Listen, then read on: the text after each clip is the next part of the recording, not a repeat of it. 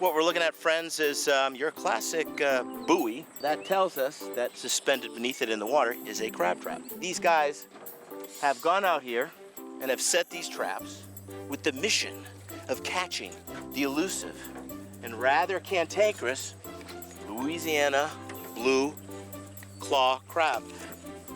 Yes, it is a success. So it's called the Louisiana blue claw crab because if you look, the very tip of its pinchers, you can see that it is blue.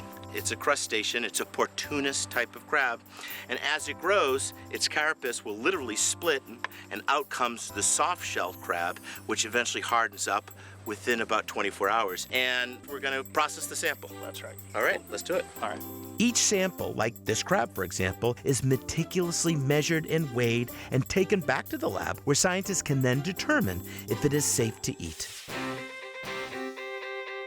If there was one important livelihood that was truly symbolic of Louisiana, it's got to be the shrimp net. And this is how they catch it. You've got this trawl net that goes out, and then what he's going to drop in next are these two paddles. And he's basically like steering a horse. And the natural pressure of the water pushes those paddles out, and that net opens up like a big mouth, hungry to swallow up shrimp. And after 10 minutes, we pull up our catch. The wildlife team is careful to catch their specimens at the exact same time of day. This ensures that the data they receive from these animals gives them an accurate representation of the health of these waters over time. And it's mostly painstaking work that requires a lot of patience, unless you use the old fishing trick of a gill net. And once it's all set in place, you just kind of sit back and, well, you let the boat do all the work. Okay, so the gill net has been set, and now we're doing what's called the striking. He's going to whip around as fast as he can, so any fish that are in the area are going to be driven towards that net. You want to be holding on tight, or else you'll be driven into that net. This, my friends, is fishing made easy, and in no time we've collected a number of samples to be sent back to the lab. Coming up, we explore the mysterious world beneath an oil rig. And we test our collected samples.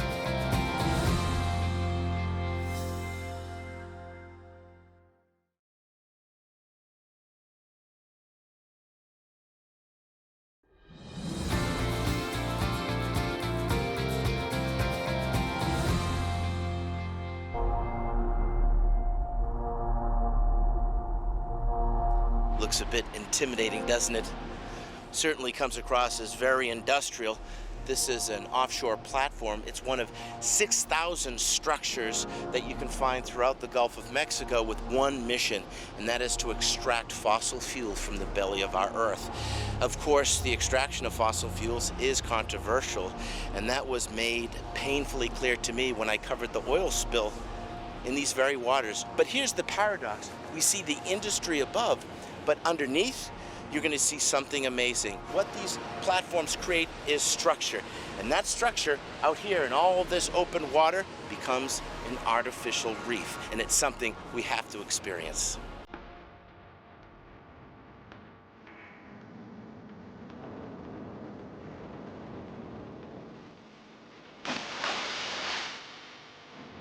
The water is incredibly murky at the surface, but just 30 feet down, I find myself in an underwater world.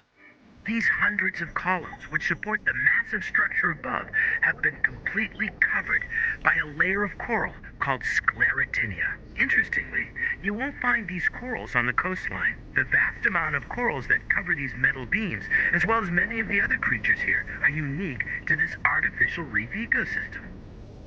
You see, when this offshore rig was constructed and then floated into place, it literally became an artificial reef. I kind of like to think of it as a blank canvas, not for paint, but for life. Corals are truly special organisms. In a way, they function as both plant and animal. Part of them have the ability to harness the sun's energy. The other part actually feeds off the creatures living in the ocean, hence both animal and plant. Once these corals take hold, larger and more complex species begin to populate this artificial reef. Guys, the amount of life down here is just absolutely incredible. And there's such a range and diversity. Everything from this jellyfish to large schools of fish. That one I think is probably a sergeant major. Look at that. That is a loggerhead sea turtle, and he's feeding away on the algae and sponge growing on this reef. Everywhere I look, there's a new group of animals, a new type of creature waiting to be discovered. Wow, this just seems to go down forever. And look over there. One of my favorites. That, my friends, is the mighty barracuda. It's huge. It's like the largest I've ever seen. It's strange. It seems as though the deeper we get, the larger the animals get. Look at that, my friends, right there. See that big fish? It kind of looks like a shark? That is called a cobia. Look at that right there. That is a hammerhead shark. Sometimes you see dusky sharks here. The life down here is just mind-boggling. Absolutely incredible.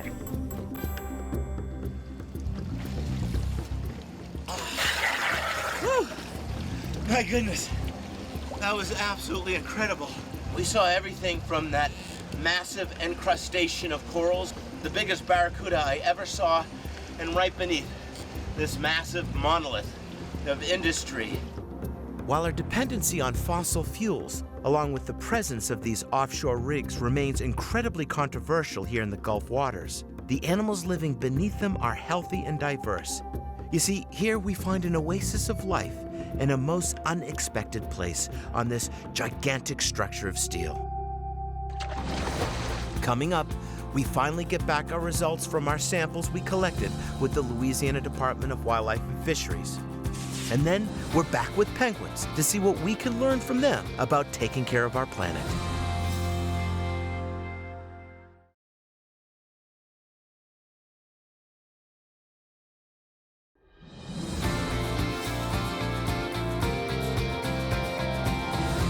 Welcome back to Ocean Mysteries and a look into the amazing brown pelican. We've learned that this bird is a fighter. Having survived numerous disasters, their populations are coming back strong. And in order to ensure the survival of the brown pelican, along with the countless other species to be found here, we've taken our collected sample back to the lab to get the results. We're here at the Louisiana Public Health Laboratory with Catherine Evans. She is a chemist doing very important research. Here they've done more than 1,400 individual tests on the Gulf seafood. Why? Because we are looking to see if there are any possible contaminations from the oil spill. Now, the way we'll find out if there are any contaminants is through a process called extraction and lipid separation. Think of this piece of equipment as an industrial blender. Basically, it spins and whips and breaks down the sample into the tiniest little particles. After that, it takes some pretty high-tech equipment to finish the analysis. Basically, this next stage will reveal the presence of all the chemicals in our sample, including any potential contaminants. This is the moment where we find out if that sample that was harvested from the Gulf waters, which man and pelican and fish alike depend upon for survival, is healthy or contaminated. This is a graph that shows the separation of any potential chemicals, specifically the hydrocarbons that would be in our sample. And what does it say? It's telling us that there are no detectable levels of polyaromatic hydrocarbons. And that's really good news. Thankfully, the analysis of our sample showed no contamination, and that's great news not just for us, but for the brown pelican and all the other creatures living here. Once a regionally endangered species, these pelicans are rebounding, and thanks to the conservation efforts of the U.S. Fish and Wildlife Service and the Louisiana Department of Wildlife and Fisheries, the sky's the limit. Hey, buddy, it looks like you're all dressed up with no place to go. Friends, we're back at the Georgia Aquarium. We discovered that all species, whether we're talking about penguins or pelicans, are vulnerable and sensitive. But we also discovered that the world we use today, well, we don't inherit from our ancestors, we borrow from our children. So, until we meet again, I look forward to our next adventure, only on Ocean Mysteries.